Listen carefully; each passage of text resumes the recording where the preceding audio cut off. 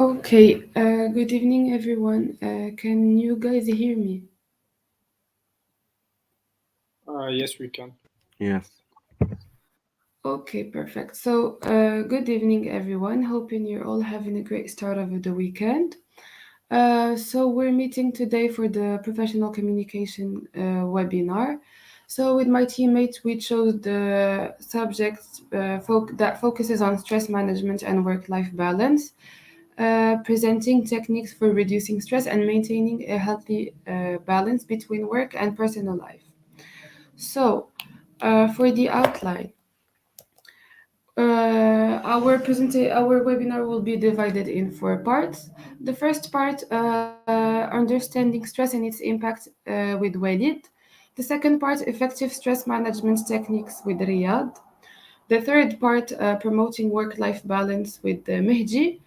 And finally, creating a supportive work environment with Salahuddin. So, starting with the first part, I'm letting the floor to Walid. Thank you so much, Ines. So, hello everyone, and thank you for joining us today. My name is Walid Lubnani, and in my part, we're going to talk about understanding stress and its impact. So, first of all, let's start by defining stress. So, stress is the body's response to challenges or demands, whether they are real or perceived.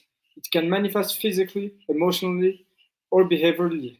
Stress is not always negative. It can also be a positive force that motivates us to perform better. However, when stress becomes overwhelming or chronic, it can have detrimental effects on our health and well being. Um, Next slide. The other one. So now let's talk about types of stress. We have three types. The first one is acute stress. This is the type of stress which is short term and is often triggered by specific events or situations, such as deadline at work or a traffic jam. The second one is chronic stress, which is unlike acute stress. Chronic stress persists over an extended period due to ongoing situations like financial difficulties or long term health problems. It can gradually wear down the body and the mind if not managed properly. And the third and final type is eustress, which is not like the two types before. Eustress is a form of positive stress that uh, that can motivate and energize us. It arises from situations like starting a new job or planning a wedding or participating in a challenge, but a challenge where you're going to get a reward like sports or creative projects. Eustress can enhance performance and foster personal growth. Next slide, please, Ines.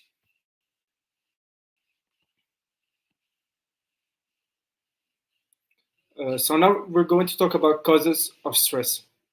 So basically, what causes stress varies from a person to another, but can include, first of all, work-related stressors. Uh, so basically, these stressors may include high workload, tight deadlines, conflicts with the colleagues or supervisors, job insecurity, or lack of control over work-related decisions. The second one is personal stressors. These are relationship issues, family conflicts, financial problems, major life changes such as moving or divorce, and health concerns are commonly personal stressors that can significantly impact well being. And the last one is environmental stressors, which are factors like noise pollution, overcrowding, pollution, natural disasters, or socio-political instability in the community that can contribute to a higher stress levels. Next slide, please, Ines.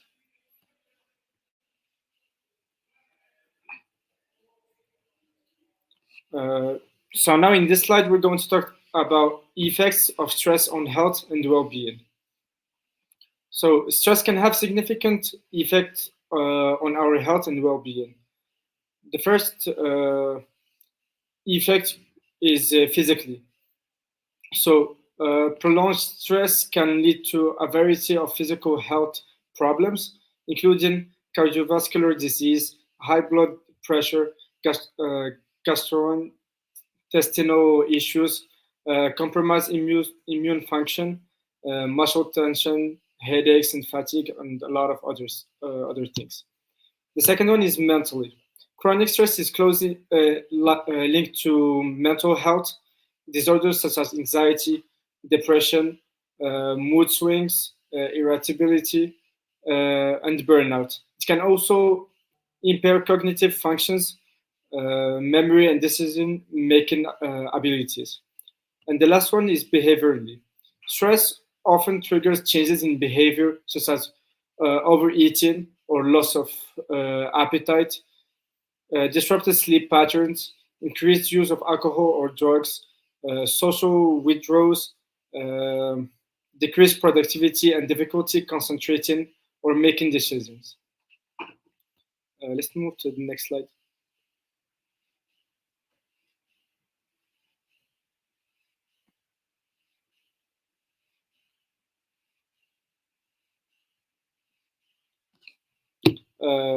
So in this slide, we're going to talk individual differences in stress responses.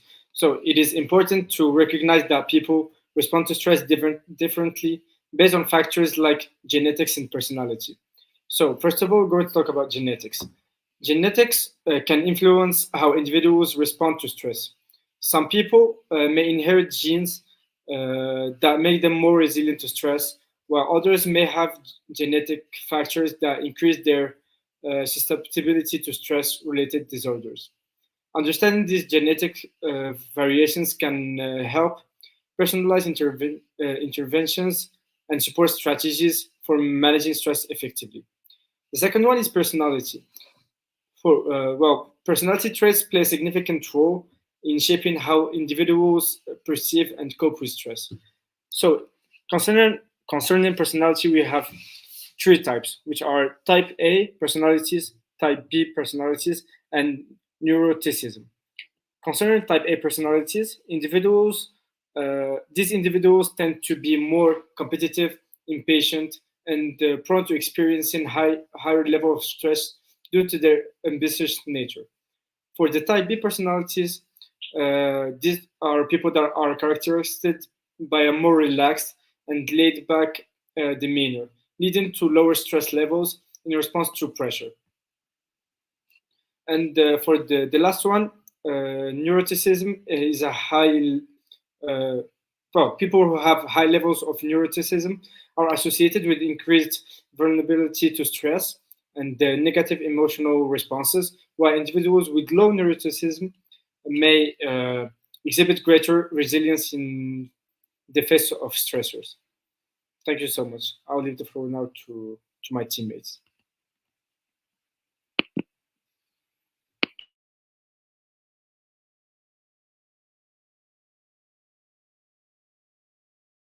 Thank you very much, Walid, for your presentation.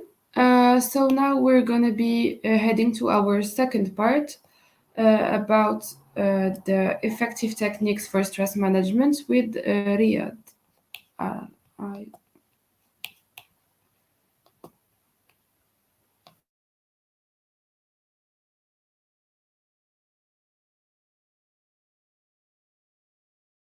Riyad, I think your microphone is off, so we can't hear you. Can you hear me now? Yes, it's perfect. Okay, I apologize. So, like I said, thank you, Inas. And hello, everyone. Today we'll be presenting some effective stress management techniques to implement in workplaces. So, first of all, to begin, we must understand the concept of stress. To begin, let's start off by delving further into the meaning of stress and the reasons why it is essential to successfully manage it. In reaction to expectations or pressures, whether they come from one place of employment, one's relationship, or other parts of one's life, stress is a normal response. It is our body's method of responding to a difficulty or danger that it perceives. The fight or flight reaction is triggered in our bodies when we perceive a situation as being demanding or frightening. This response causes the release of chemicals such as adrenaline, which are designated to get us ready to take action. While there are times when stress may be motivating, there are other times when it can be destructive to our both our physical and emotional well-being, especially if it persists or it's considered as a severe disease. It has the potential to reduce the strength of our immune system, raise our chance of developing diseases, and also contribute to mental health problems such as anxiety and depression. For the purpose of adopting preventive measures to manage stress, it is essential to be aware of the signs and symptoms of stress. Now we'll be moving on to presenting some effects of stress on our body. The effects of stress extend far beyond the physical pain it causes. It may have a significant influence on both our health and the quality of our lives. Physical manifestations of stress include headaches, muscular tightness, and exhaustion, among other things. Stress can also show in a variety of formats, like uh, cognitive function, which makes it difficult to focus, make decisions, and also find solutions to permanent issues. In terms of our behaviors, stress may cause changes in our routines and habits, which can result in changes in our appetite, disruptions in our sleep, and also an increase in the consumption of drugs in certain cases, such as alcohol or tobacco. For the purpose of creating effective coping techniques, it is vital to have a solid understanding of the many aspects of stress. Now we'll be moving on to presenting another main point, which is the balance between work and life and why it is important. Now that we have that out of the way, let's talk about the notion of work and balance and the reasons why it is very important for stress management. In order to have a good work-life balance, it is very necessary to strike a balance that is appropriate between the requirements of our professional lives and also the requirements of our personal lives. In the event that we are able to achieve this equilibrium, we will be better equipped to deal with stress and to avoid experience burnout. This allows us to prioritize self-care, cultivate relationships with our entourage, and also pursue hobbies outside of work, which ultimately can lead to greater pleasure and fulfillment in all aspects of our lives. Work balance helps us a lot to do all of these things and more. Ines, can you move to the second slide?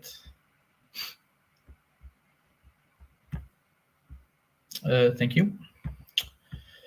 Now we'll be presenting some effective instructions for stress management. First of all, prioritize and delegate. Determine what are your top priorities and then direct your time and energy towards the activities that are most important to you.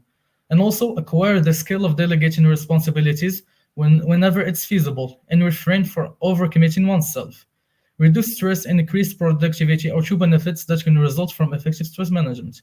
Secondly, establishing clear boundaries between one's personal life and one's professional life is of the utmost importance. During your personal time, you should refrain from reading your email, receiving calls related to business, and instead set designated work hours in order to achieve a sense of equilibrium and separation. It is possible also to differentiate between activities linked to work and activities related to pleasure.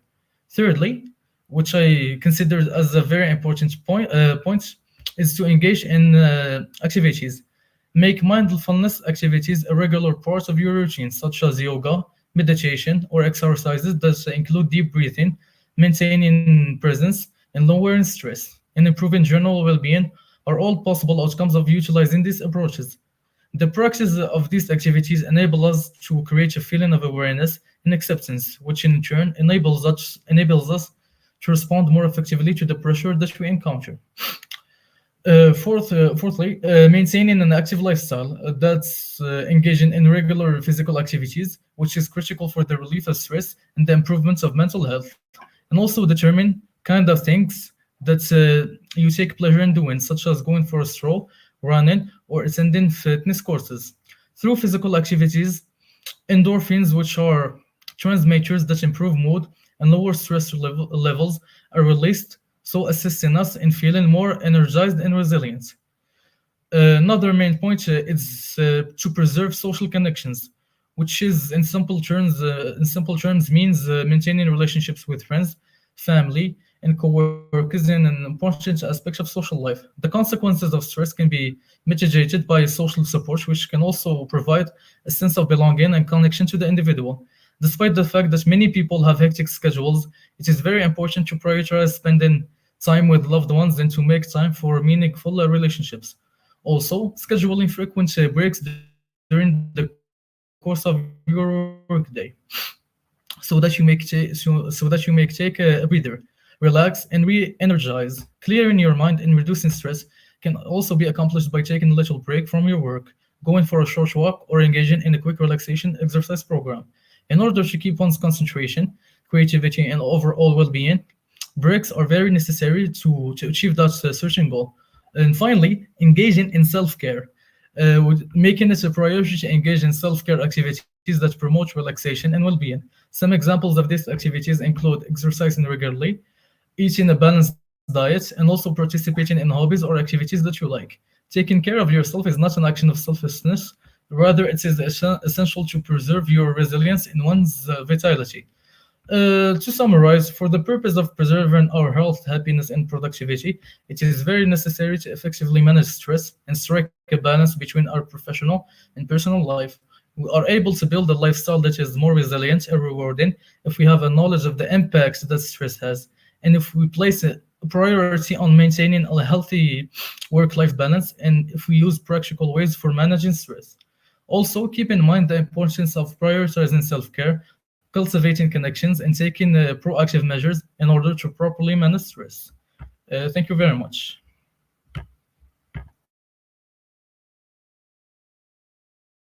Thank you very much, Riyad, for your presentation. So we're moving on to the third part, which is about promoting work-life balance with Mehdi. Due to some technical issues, we'll not be able to share Mehdi's presentation, but I will let him the floor. Hello everyone. Today, the demand of the work often seems never ending balance. Professional responsibilities with personal well-being is critical for maintaining a healthy and fulfilling life. Today, I will explore technique to promote. We explore technique to promote work-life balance, reduce stress, and enhance overall well-being. So first, setting clear boundaries. One key aspect of promoting life balance is setting clear boundaries. Establish specific work hours and avoid bringing work home whenever possible. This help create a distinct separate between a professional and a professional life. So allowing individuals to fully engage in each without the interference of the others. So second, we have a prioritizing tasks. Learning to prioritize tasks is essential. So not all tasks are of equal importance or urgency. By identify and focusing on high priority tasks, so individuals can be manage their work load more effectively, reducing the stress and ensuring that important personal commitments are not neglected. So the third, it's time management. So effective time management is a cornerstone of work-life balance, and tools such as a calendar, planner, and task management app can assist in organization tasks and allocated time appropriately. By being mindful of time, individuals can accomplish tasks efficiently, leaving room for a personal pursuit and relaxation. So, taking breaks, encourage the practice of taking regular breaks during the workday is vital. Short breaks help refresh the mind, improve concentration, and reduce stress. Employers should foster a workplace culture that value breaks, recognize their positive impact over productivity and well-being. Remote work policies. So, given the risks of remote work, establishing clear policies is crucial. Will remote work offer flexibility? It's also blurs the line between work and personal life. So organization should implement guidelines that encourage a healthy work-life balance, such as defining clear working hours and promoting regular breaks. So flexible schedule. Introducing flexible work schedule can be beneficial, allowing employee to adjust their work hours or offering compressed work weeks can provide greater flexibility. So accompanying the personal commitment and enhancing overall job satisfaction. Seven. So employee well-being programs, company can invest in employee well-being program that include stress management and mental health. So workshop, fitness classes, and support.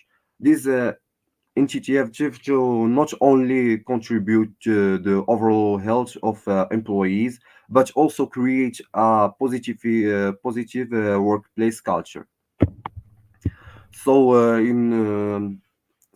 now in conclusion, promoting work-life balance is a shared responsibility between individuals and organization by setting boundaries, priority tasks, managing time effectively, taking breaks, establish a remote work policy, offering flexible schedule, and well-being program, we can create an environment that foster a healthier balance between professional and professional life.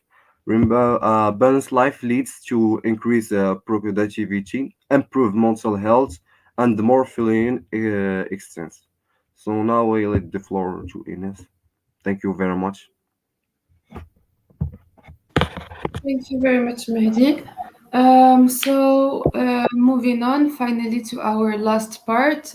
I'm gonna lead the floor to Salah. Hello, everyone. Can you? Oh, okay. So, hello, everyone. Now we're diving into a crucial aspect of organizational success, fostering a culture of well-being.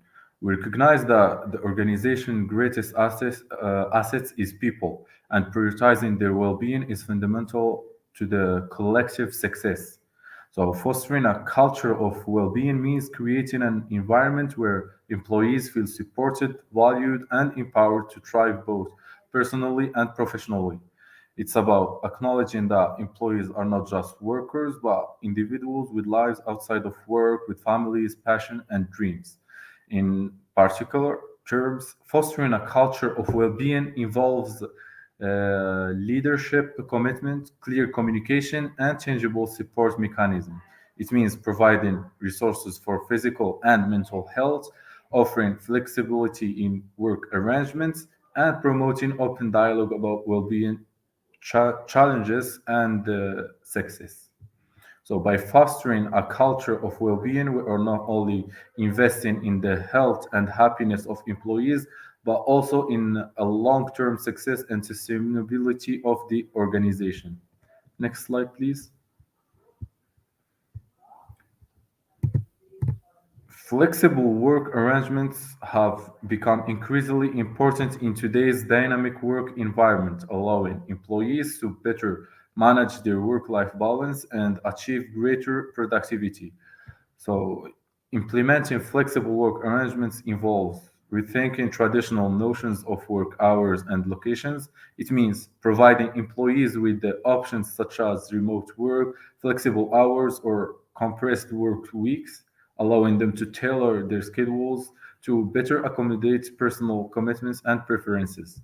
We recognize that one size doesn't fit all when it comes to work arrangements. What works for one employee may not work for the other. Therefore, the approach to implementing flexible work arrangements is one that prioritizes individual needs and preferences while ensuring that business objectives are met. So, to effectively implement flexible work arrangements, communication, trust, and technology play a crucial role.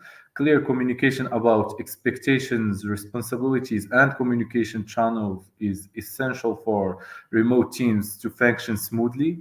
Trust between managers and employees is vital for ensuring accountability and maintaining productivity, and leveraging technology tools and platforms enables seamless collaborations and communication regardless of physical location. So, by implementing flexible work arrangements, we're not only empowering employees to achieve better work life balance, but also positioning our organization as a modern and adaptive workplace that attracts and retains top talents. Next slide, please. So we understand that supporting our employees goes beyond just words. It requires tangible actions and resources to help them thrive. Providing resources and support involves offering a range of programs, services, and initiatives designed to address the diverse needs of our workforce. This includes access to wellness programs, mental health resources, financial planning support, and professional development opportunities. Wellness programs may include fitness classes, mindfulness workshops, nutritional counseling, or stress management sessions aimed at promoting physical and mental well being. So, within an organization, you are committed to make these resources easily accessible and tailored to the needs of the employees, whether through an online portal, dedicated wellness days, or subsidized programs. So, strive to provide the support the employees need to thrive both inside and outside of the work. Next slide, please. Communication is the cornerstone of a health work environment where employees feel heard, valued, and supported. Encouraging open communications means like creating a culture where employees feel comfortable expressing their thoughts, ideas, or concerns, and feedback without fear of judgments. It involves actively listening to employees' perspectives, acknowledging their contributions, and responding with like empathy and respect. So the organization should value transparency and dialogue at all levels of the organization, whether it is through regular team meetings, one-on-one check-ins with managers, or anonymous feedback channels. So the open communication is not just about talking; it's also about listening. As a leader, it is essential for us to listen actively to our employees, seek to understand their perspectives, and take meaningful action based on their feedback. This fosters trust, engagement, and collaboration, ultimately leading to a more inclusive and supportive work environment. So, by encouraging open communication, we're not only empowering our employees to speak up and seek for help, share their thoughts, but also foster a culture of respect, trust, and collaboration that drives our organization forward. Next slide, please. The effective boundary setting and time management are essential for maintaining work life balance and overall employee satisfaction. Promoting boundaries involves establishing clear expectations and guidelines around work hours, communication, and workload. It means encouraging employees to set realistic boundaries between their professional and personal lives, ensuring that they have time to recharge and pursue activities outside of work. Similarly, promoting effective time management entails providing employees with the tools, the resources, and support their need to prioritize tasks, manage their workload efficiently, and avoid burnout. This may involve offering training workshops on time management techniques, providing access to productivity tools and resources, and encouraging a culture of accountability and balance. So, by promoting boundaries and time management, we're not only helping employees achieve their greater work life balance, but also fostering a culture of respect, autonomy, and accountability that drives success and well being within our organization. Next slide, please. Appreciating our employees' contribution not only boosts morale but also reinforce our commitment to their growth and happiness. Celebrating successes involves acknowledging achievements, milestones, and accomplishments, whether they are big or small. It means like taking the time to recognize individuals and team efforts, highlighting progress towards goals, and celebrating wins as a collective, like as a team. Similarly, recognizing efforts entails acknowledging the hard work, dedication, and contribution of our employees on a regular basis. This may involve verbal praise, written commendations, or tangible rewards to show appreciation of their efforts and commitment. So, celebrating successes and recognizing efforts should be ingrained in our organizational culture, whether it is through team lunches, appreciation events, or formal recognition programs. So, by celebrating success and recognizing efforts, we are not only fostering a positive and supportive work environment, but also motivating our employees to continue striving for excellence. Thank you.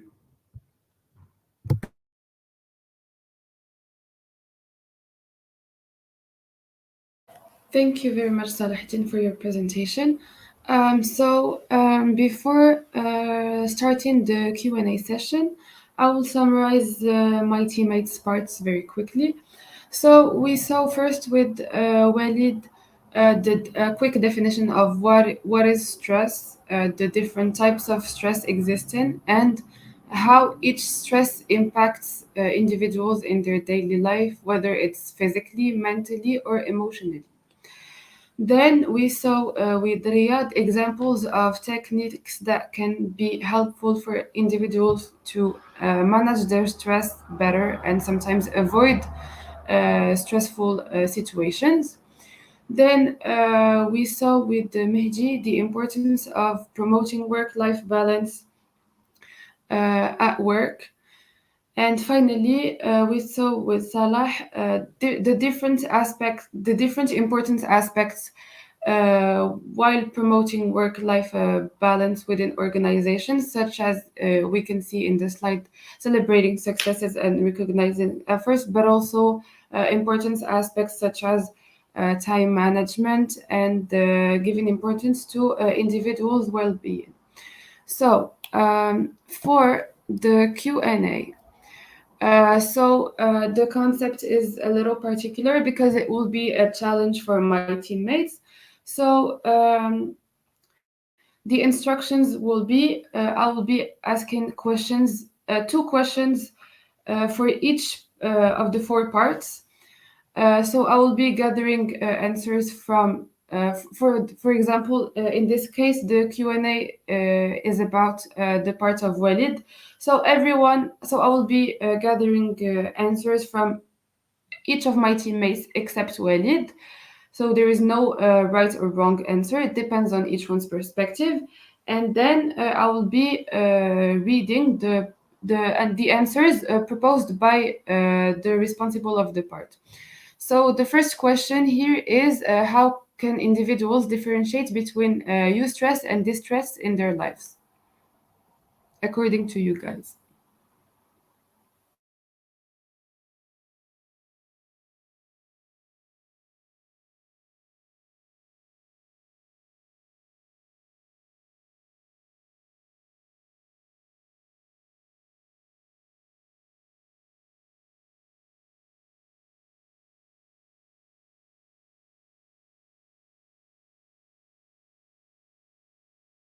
Could you guys hear my question?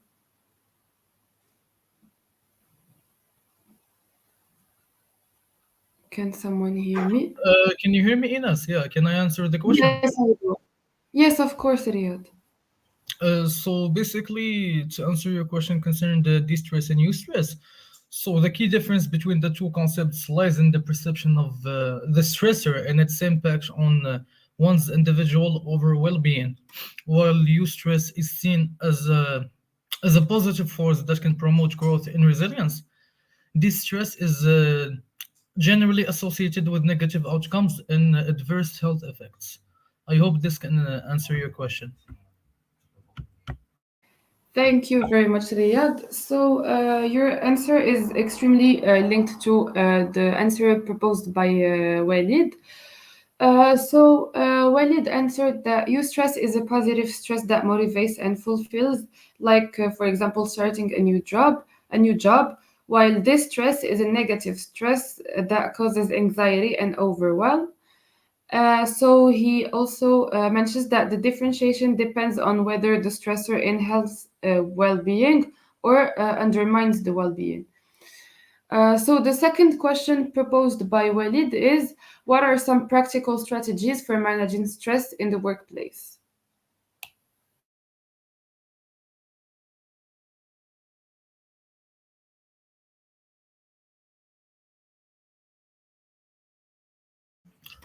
Ines, I apologize. Yeah, I had misconnection. Can you repeat the question? It's okay, no worries. So the second question is, what are some practical strategies for managing stress in the workplace?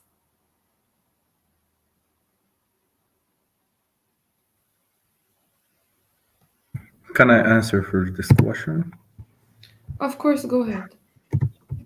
So I think we prioritize tasks, we focus on time management, we set boundaries, practice like deep breathing or meditation, exercise regularly, and seek support from other employees. Thank you very much. That's a great answer. So, moving on to the question and answer session for the second part. So, in this case, since Riyad was the one presenting the main content, Salah or Walid or Mehdi will be the one answering. So, the first question is, uh, and it is very similar to the precedent question. What practical methods can individuals employ to effectively manage stress? So I think we can go to the next question, since the answer to this question will be very similar to the question before that had been answered by Salah. So the question here is, how can individuals establish a stress-free atmosphere in their daily lives?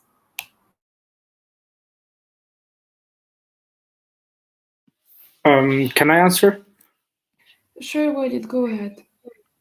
So individuals can establish a stress-free atmosphere in their daily lives by practicing mindfulness, setting boundaries, pri- pri- prioritizing tasks, and engaging in regular physical activity, maintaining a healthy work-life balance, and seeking support from friends or, for example, professionals when they need it. Thank you very much, Walid, for your answer. So, the answer proposed by Riyad says that creating a stress free environment requires a proactive approach to identify and address sources of stress. First, individuals can develop time management skills to prioritize tasks and allocate time for relaxation and self care. Setting boundaries with work, social commitments, and personal time is essential for preventing burnouts and maintaining balance. Learning how to say no to excessive commitment can also alleviate feelings of overwhelm. Delegating tasks when doable and seeking support from colleagues or family members can lighten the load and reduce stress levels. Moving on to the third Q&A session about promoting work-life balance. So in this case, since Mehdi was the one presenting the main content, so the Can I first answer? question is, according to you guys, why is work-life balance important? So can I answer? I'm sorry, I didn't see who opened his Uh, mic. wait, okay. So, like we said before, so the work life. Mehdi, since you're the one who, yeah, I'm sorry. Mehdi, I'm Yes. sorry. Since you're the one who presented the main content, Okay. you cannot be the one answering these questions. It's mainly for the others. Can I answer the question, Ines? Okay, go ahead. Sure, Riyad, go on. So basically, work-life balance is very important for several reasons, including promoting physical health and mental health, enhanced productivity and performance, building strong relationships with others, either in your personal entourage or your work entourage. And also another main point of why it is very important is the possibility of improving job satisfaction and retention. Thank you very much, Riyad. So the second question proposed by Mehdi asks, how can setting clear boundaries contribute to work-life balance?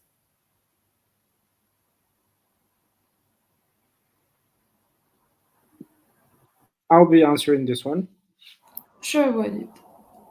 So, setting clear boundaries may help in maintaining a separation between work and personal life, allowing individuals to basically prioritize their time, reduce stress, and uh, and allocate energy to activities that promote well-being and fulfillment outside of work. Thank you very much. So, in this case, the answer proposed by Mehdi was setting clear boundaries is crucial for work life balance because it creates a distinct separation between professional and personal life. By establishing specific work hours and avoiding bringing work home, individuals can fully engage in each aspect without interference, leading to a healthier balance between work and personal life. So, moving on to our last part.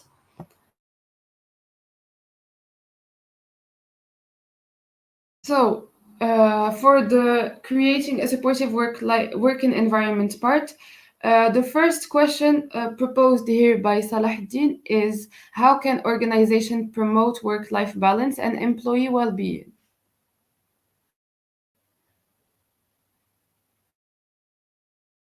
Can I answer? Sure, Mehdi. Yeah. So to promote work-life balance, like we said, Salah and employee well-being. So the organization can implement a flexible work engagement, provide a mental health support, encourage regular breaks. Foster a positive work culture, and often a wellness program and a resource for a personal development. Thank you very much, Mehdi. Yeah. So I'm gonna read very quickly the answer proposed by Salahuddin. So organizations can promote work-life balance and employee well-being by fostering a culture of well-being that integrates support for mental, emotional, and physical health. This includes, for example, implementing flexible work arrangements, providing resources such as wellness programs and mental health support, encouraging open communication, promoting boundaries and time management skills, and finally, celebrating successes and recognizing efforts. So, moving on to the second question proposed. According to you, what strategies can organizations employ to effectively implement flexible work arrangements?